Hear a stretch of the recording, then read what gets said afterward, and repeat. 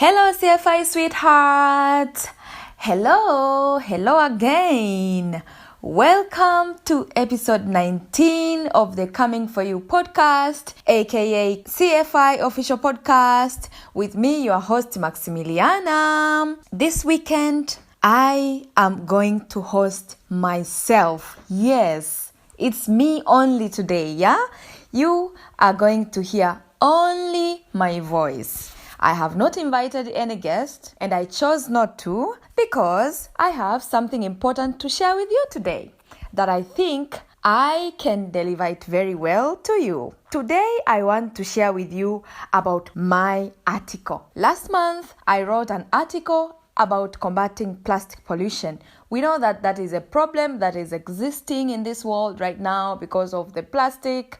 So I decided to write an article for Stand, and yeah, you can check it out. But before you check it out, I am going to share with you some important hints and some important headlines that you can look up to in this article that I wrote. So the title of the article that I wrote is Combating Plastic Pollution, the Global South and the Global North are in this together. Just to explain a little bit about the terminologies that I've used in the title, the terms Global South and the Global North are commonly used to describe two broad categories of countries or regions in the world, primarily in the context of economic, political and social discussions, and these terms are often used to highlight disparities in wealth, development and influence among nations. So when you hear the term the Global South, it refers to countries or regions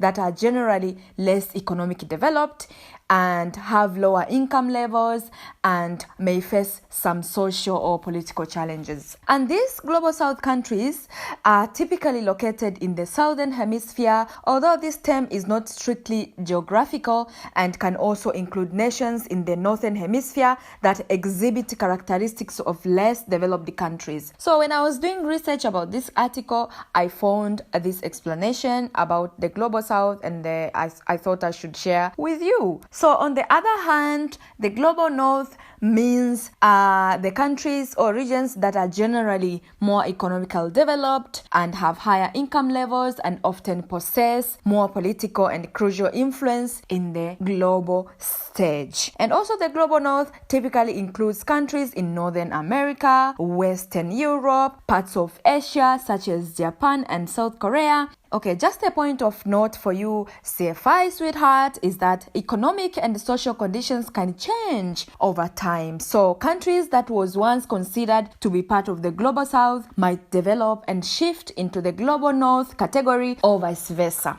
Anything can happen in this world, right? Countries can experience war and, just have like some natural disasters and stuff like that. And the economic status can just drop, and obviously they can just move to the other category, that is the Global South or vice versa. Also, before moving forward, we have to know that plastic has replaced our indigenous and traditional methods of innovation, including the packaging of various items for both consumption and businesses in communities in which we live. This means that back in the days before plastic, it means we had our own ways. Our ancestors had their own ways of packaging, and the innovation of plastic have replaced those kind of innovations. So that is number one reason that I was interested to write this article, because I was like, okay, perhaps we should go to our traditional ways because of the negative effect that have already seen out there caused by plastic pollution. The first subheading of my article is asking a question. I thought I should ask a question in this article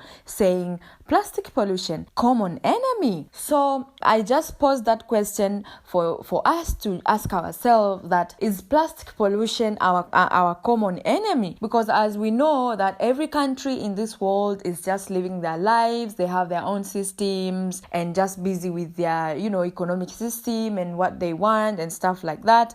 But in reality, plastic pollution can be our common enemy, and it's important that we deal with plastic pollution as one. So that's why I ask that question. And also, the history of the world is very clear. Centuries ago, the world was in the conquest stage. It means that it was all about survival for the fittest, and many atrocities were committed in many parts of the world, particularly the African continent. This means that at the conquest stage is where we experienced problems of colonialism, and I think slavery and other bad problems, bad situations that happened in Africa, which I can only say that we will never forget.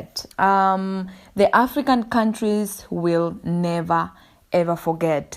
So now that we are no longer in the conquest, I think it's high time for the world to come together and, solve the plastic pollution problem and also other problems. So that was my first subheading. And another subheading for the article is like a meaningful action. In this subheading, I just showed how African countries are at the forefront of eliminating plastic pollution to a greater extent.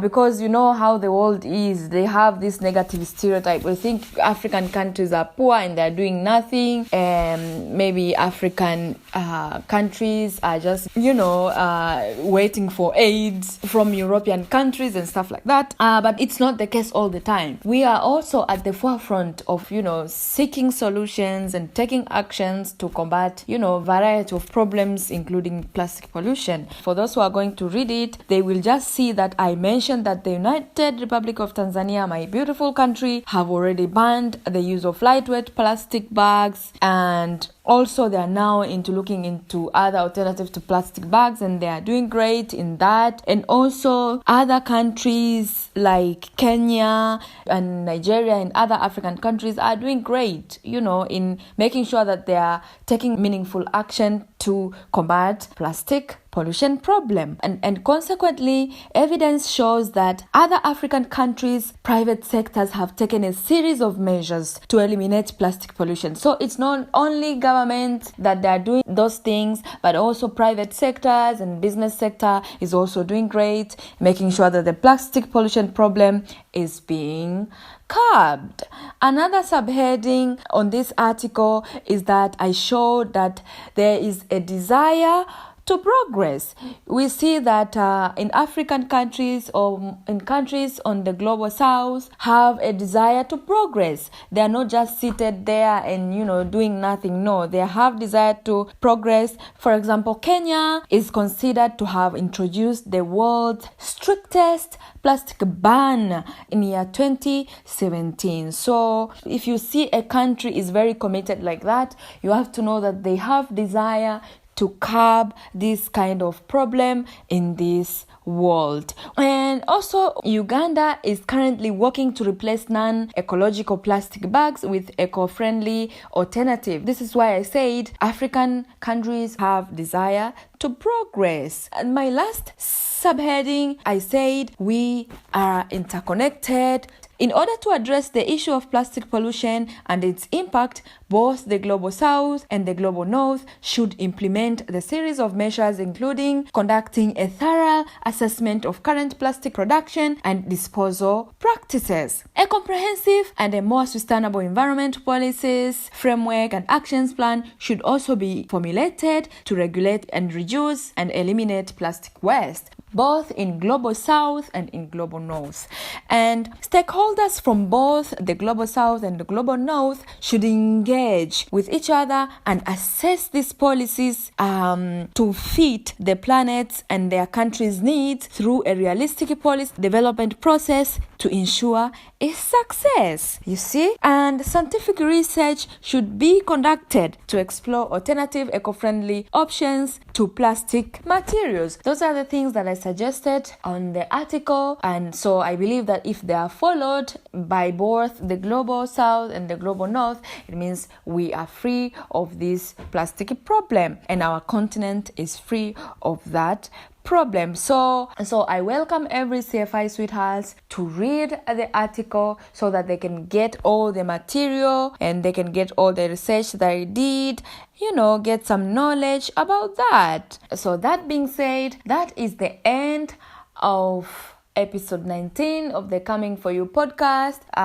You are with me, your host Maximiliana today, and I wish you all the best in reading the article. We are going to attach the link of the article in our YouTube channel so that you can click on the link and then read the full article. Just to also remind you, our CFI sweethearts, that don't forget to subscribe to our YouTube channel and follow us on our social media account. Just search CFI Official Podcast and you will find us. And please don't also forget to turn on the notification button so that you can be notified when we upload a new episode. All the best and bye bye. See you next weekend. Ciao. Show your sweat.